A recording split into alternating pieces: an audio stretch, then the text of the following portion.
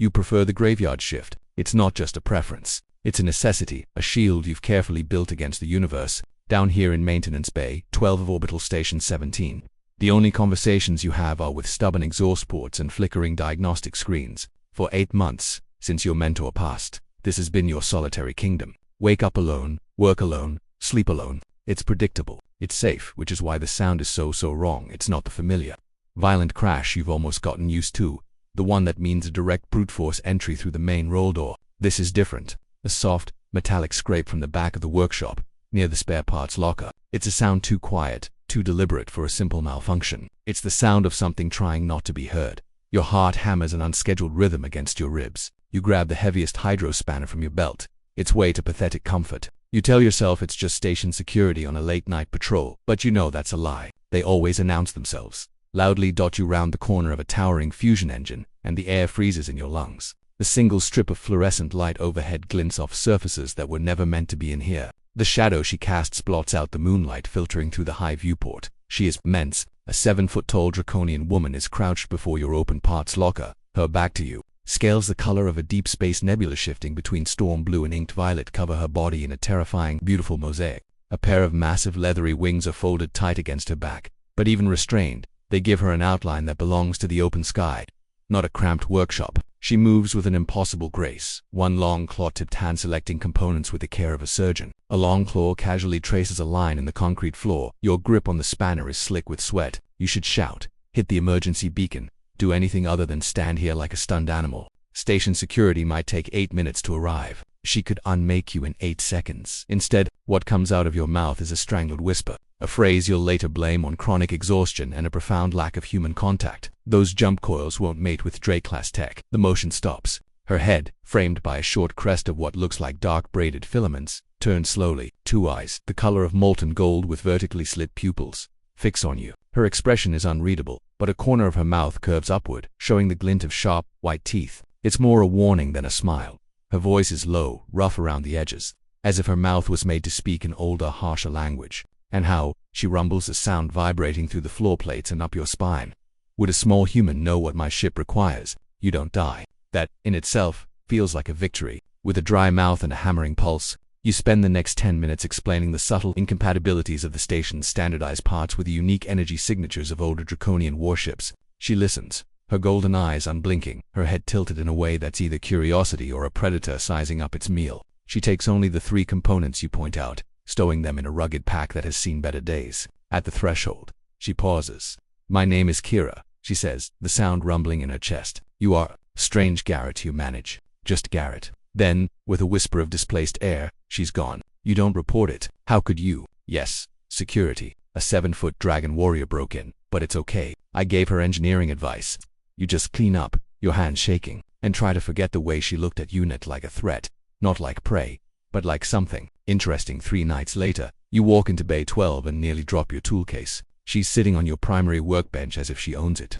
Her wings half loosened in a posture you now recognize as strangely casual. The sight of her unarmed, not stealing anything, still makes your heart slam against your ribs like a misfiring pump. "How did you get in?" you demand, your voice louder than you intended. "Your security system has 17 weaknesses," she says calmly, examining one of her long, black claws. "I required 3. You exhale slowly. "That's not comforting." "Instructive," she replies. Her golden gaze sweeps over you. "You did not report my visit. How would you know?" "Because security did not improve." A tense silence settles between you, broken only by the hum of the station's life support. You should be terrified. The rational, self-preserving part of your brain is screaming, but another, more foolish part, is just fascinated. You walk past her, deliberately avoiding her gaze, and power up the diagnostic panel for a freighter's failing atmospheric scrubber. You try to work. Out of the corner of your eye, you see her shift. She moves with that silent, unnerving grace to a reinforced crate stack, pulls one knee to her chest, and simply watches. For hours, she watches you recalibrate energy flows, clean injector nozzles, and curse at a stripped bolt. She just watches. The next night, you do something insane. Before leaving your quarters, you fill a second thermal mug with steaming black coffee. When you arrive at the bay, she's already there, perched on the same stack of crates. Your hand trembles slightly as you walk over and set the second mug down beside her. You don't say a word. You just go back to your work. After a few minutes, you risk a glance. A wisp of steam curls past her face. One of her clawed hands is wrapped around the mug. You watch, mesmerized. as she brings it to her lips and takes a delicate sip. Her expression doesn't change, but a low rumble, like distant thunder, echoes in her chest. You can't be sure, but it almost sounds like amusement. This becomes the new routine. The silent thief becomes the silent observer. Your solitary kingdom now has a population of 2. The silence breaks a week later. You're trying to thread a fiber optic wire into a conduit no thicker than a needle. Your fingers clumsy with fatigue. You are inefficient. Her voice rumbles from her perch. You flinch, nearly dropping the delicate fiber. Thanks for the vote of confidence. Your hands are too large, your tools imprecise before you can form a retort. She is there, moving from the crates to your side in a single, fluid motion. She crouches, bringing her face level with your workbench. Up close, the sheer scale of her is breathtaking. Her scent is ozone and something else, something spicy and alien, like dust from a world with a different sun. Allow me, she says. It isn't a request. She extends her hand. One claw, a gleaming shard of black obsidian, moves with microscopic precision. It hooks the tiny filament and guides it into the conduit in one smooth, perfect motion. You just stare dumbfounded. How? My species built starships from crystallized thought before your ancestors discovered fire, she says, her tone matter. Fine manipulation is a basic skill. She remains there, crouched beside you, her warmth radiating through your coveralls. Why are you here, Kira? You ask, the question finally bursting out. You have your parts. You could have bypassed my locks and cleaned me out from day one. Why do you just sit there? She is quiet for a long moment, her golden eyes studying the half-assembled engine before you. You are the first human who has not screamed upon seeing me, she says softly. You spoke to me of machines. You gave me Kofi, she says the word as if it's a foreign concept, a strange and illogical treasure, and you returned the parts you counter, remembering the pouch of components you found neatly placed on your workbench 2 nights ago, minus the 3 she actually needed.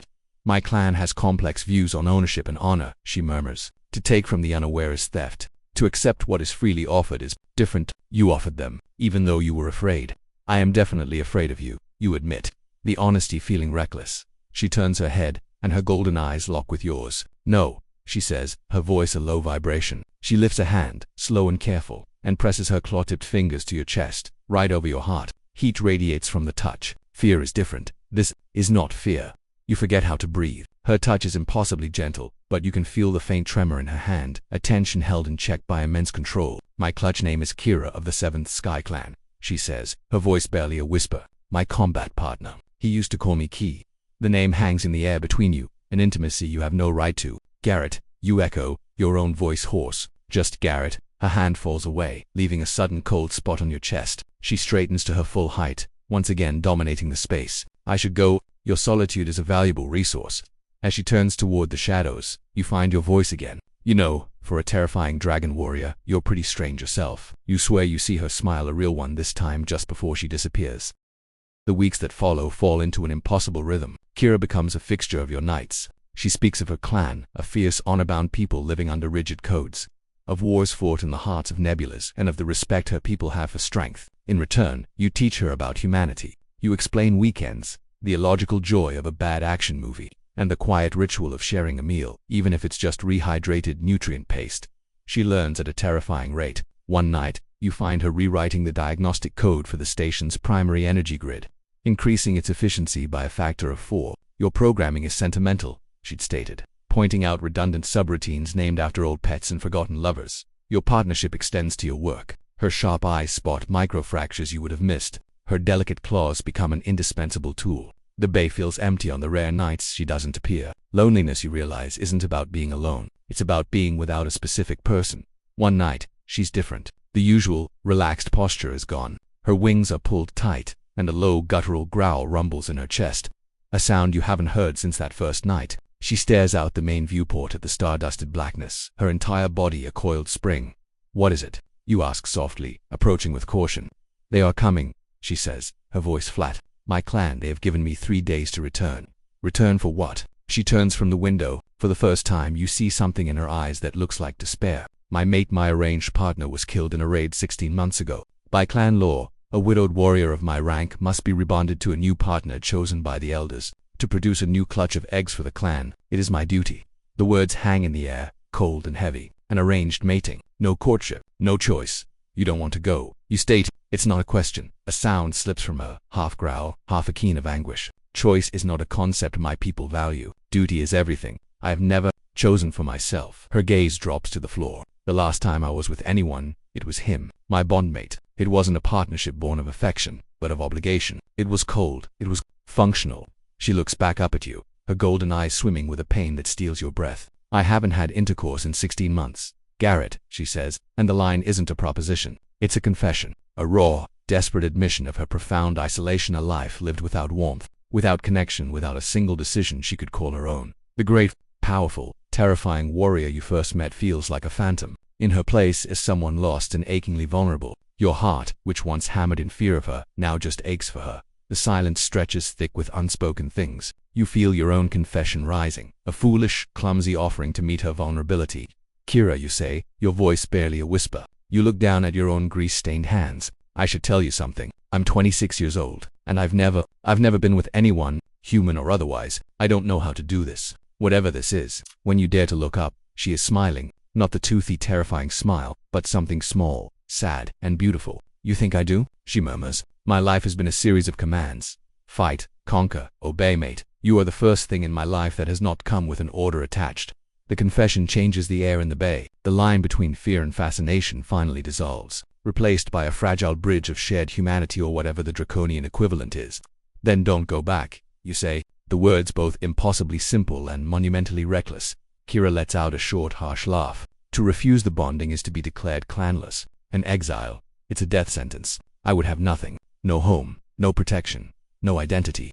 You'd have the parts for your ship, you say, gesturing around the bay. All of them. For free. Not as a loan, not a trade, a gift. So you can go wherever you want. That's a choice, isn't it? She stares at you, her golden eyes wide, as if the concept short-circuits her logic. You would give them to me. After I broke into your home, threatened you. You also recalibrated my coffee maker to the perfect temperature and taught me you can use a focused plasma stream to sear a nutrient-paste sandwich into something almost edible. You reply with a weak smile. I figure we're even. Her gaze softens, and she takes a step closer. No one has ever given me anything without expecting a debt of honor in return. Well, human honor is a bit more flexible, you say. We call it friendship.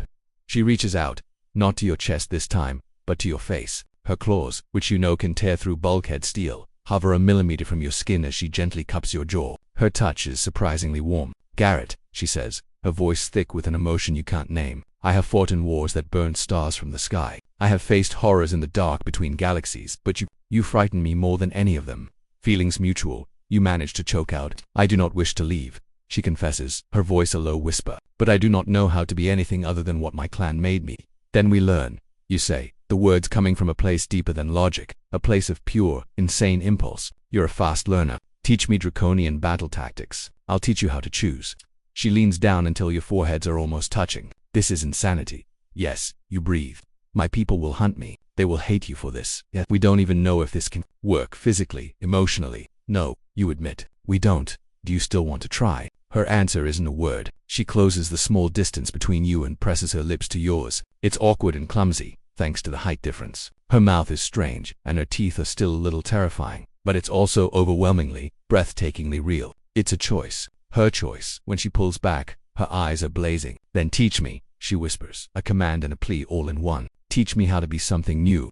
In the quiet of Maintenance Bay 12, surrounded by the hum of machinery and the silent promise of 1,000 stars, a lonely mechanic and an exiled dragon warrior made a pact. They chose a future no one could understand.